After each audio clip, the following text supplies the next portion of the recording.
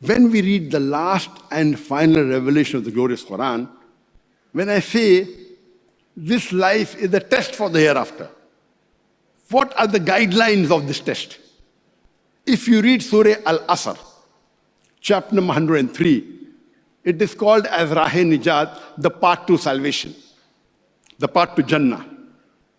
It says in Surah Al-Asr, chapter number 103, verse number 1 to 3, Wal Asr, by the token of time. Allah is taking the oath of time. Innal insana lafi khusr. Verily man is in a state of loss. Illa alladhina amanu, except those who have faith.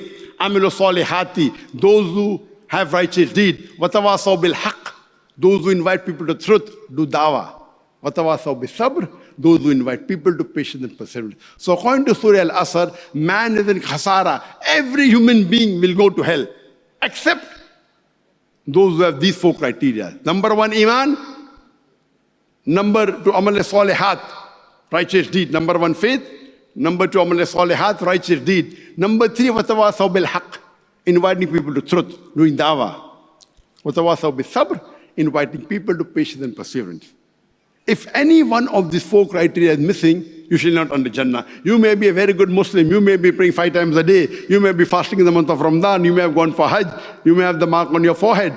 But if you don't do dawah, according to Surah Al-Asr, you shall not enter Jannah. If Allah wants to forgive you and put you in Jannah, that's Allah's prerogative. But under normal circumstances, all four are equally important. Not only dawah, iman, righteous deed, watawasaw bil haqq, inviting people to truth, and inviting people to patience and perseverance. All four are equally important. According to Imam Shafi, may Allah have mercy on him, he said that if Surah Al-Asr alone was revealed for humanity, it would have been sufficient for guidance. Imagine, the great Imam, if Surah Al-Asr was revealed alone, not the full Quran, only Surah Al-Asr, 3 verses. It is the second shortest surah in the Quran. If this was revealed alone, it would have been sufficient for hidayah, for guidance for humanity. There was a person, a Jewish beggar, at the time of Hafiz ibn Hajar Asqalani. And we know from the books of history that Hafiz ibn Hajar Asqalani, he was a judge and he was quite affluent and rich. So this poor Jewish man goes and asks him that, I heard that your prophet said that this dunya, this world, for the believers is a prison and for the unbelievers it is paradise. How can you justify, I'm a beggar, my clothes are torn, you are such a rich man, you are a Muslim, I am a non-Muslim. How can this world be a paradise for me and a prison for you? Hafiz ibn Hajar Asqalani, he replied, and the hadith that the Jewish beggar quoted is from Sahih Muslim, volume number 7, hadith number 7417.